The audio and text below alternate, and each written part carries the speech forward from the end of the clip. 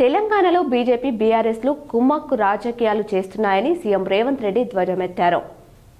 కరీంనగర్ జిల్లాలో చొప్పదండిలో సీఎం రేవంత్ రెడ్డి పర్యటించారు. BJP BRS తీరుపై ధ్వజమెత్తారు. మున్సిపల్ ఎన్నికల ప్రచారంలో భాగంగా సీఎం రేవంత్ చొప్పదండి నియోజకవర్గంలోని గుమ్లాపూర్లో ప్రజాపాలన ప్రగతి బాట సభలో పాల్గొన్నారు. సీఎంతో పాటు మంత్రులు తుమ్మల నాగేశ్వరరావు, శ్రీధర్ బాబు, పొన్నం ప్రభాకర్, అడ్లూరి లక్ష్మణ్ కుమార్, ప్రభుత్వ పాది శ్రీనివాస్, ఎమ్మెల్యేలు పాల్గొని అడ్వాన్స్డ్ ట్రైనింగ్ సెంటర్ గంగాధరలో డిగ్రీ కళాశాల భవనానికి, దంతోజిపేటలో సోలార్ పవర్ ప్లాంట్కు శంకుస్థాపన చేశారు. మహిళా సంఘాలకు వడ్డీ లేని 110 కోట్ల రుణాలు చెక్కులు అందజేశారు. ఈ సందర్భంగా సీఎం మాట్లాడుతూ తెలంగాణలో బీజేపీ బీఆర్ఎస్ కుమ్మక్కు రాజకీయాలు చేయకుంటే కాళేశ్వరం ప్రాజెక్టు ఎందుకు సీబీఐ విచారణ మొదలు పెట్టలేదని ప్రశ్నించారు. కాళేశ్వరం ప్రాజెక్టు పేరుతో 1,00,000 కోట్లు కొల్లగొట్టారని నరేంద్ర మోదీ, అమిత్ షా అన్నారని, దానిపై సీబీఐ విచారణ జరిపించాలని రాష్ట్ర ప్రభుత్వం కోరితే ఎందుకు విచారణ చేపట్టడం లేదో కేంద్ర మంత్రులు కిషన్ రెడ్డి, బండి సంజయ్ సమాధానం చెప్పాలని డిమాండ్ చేశారు. ఈ కార్ రేస్పై విచారణ జరిపించాలని కేంద్రానికి లేఖ రాస్తే 3 నెలల నుంచి ములుగుతుందన్నారు. కాళేశ్వరం ప్రాజెక్టుపై సీబీఐ విచారణ చేపట్టాలని, ఈ కార్ రేస్పై కేటీఆర్ను అరెస్ట్ చేయాలని డిమాండ్ చేశారు. కేసీఆర్ కుటుంబం అరెస్టు కాకుండా బీజేపీ కాపాడుతుందని ఆరోపించారు. కమిషన్లు తీసుకుని విచారణ చేపట్టడం లేదని విమర్శించారు. 10 ఏళ్లలో 20 లక్షల కోట్లు తెలంగాణ ప్రజలు పన్నుల రూపంలో చెల్లిస్తే అన్ని రకాలుగా గత పాలకులు మోసం చేశారని ఆరోపించారు. నేడు కాంగ్రెస్ ప్రభుత్వం ప్రజా సంక్షేమానికి పాటుపడితే విషయం చిమ్ముతున్నారని విమర్శించారు.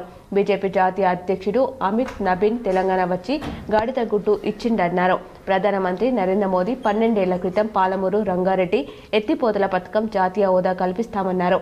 పాలమూరుకు వచ్చిన జాతీయ అధ్యక్షులు ఎందుకు జాతీయ హోదా గురించి మాట్లాడలేదని ప్రశ్నించారు. దాని గురించి తెలంగాణ బీజేపీ నేతలు ఎందుకు అడగలేదన్నారు. కేసీఆర్ అప్పులు చేసి ఫామ్ హౌస్లో పడుకున్నాడని, ఆయన చేసిన అప్పులకు నెల 5-6 వేల కోట్లు వడ్డీ చెల్లిస్తున్నామన్నారు.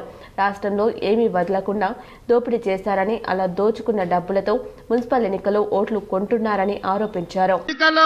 మా ఓట్లు, మా సీట్లు బీజేపీకి దానం చేస్తున్నామని 8 మంది ఎంపీ సీట్లను బీజేపీ వాళ్ళని గెలిపించింది బీఆర్ఎస్ వాళ్ళు కాదా?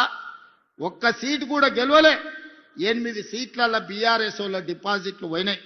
మరి ఇవాళ 8 పార్లమెంట్ సీట్ల డిపాజిట్ పోయిన బీఆర్ఎస్ వాళ్ళు మేమే గెలుస్తామని రంకెలేస్తారు. డిపాజిట్లు రాని బీఆర్ఎస్ సన్నాసులు రేపు మున్సిపల్ ఎన్నికల్లో ఎట్లా గెలుస్తారని నేను అడుగుతున్నా. ఎందుకు మీరు ఆలోచన చేయొచ్చు. బీఆర్ఎస్ వాళ్ళు ఎందుకు బీజేపీకి ఓట్లు వేపించిరని దోపిడీ చేసిండ్రు. 1,000 కోట్ల రూపాయలు కొల్లగొట్టిరు.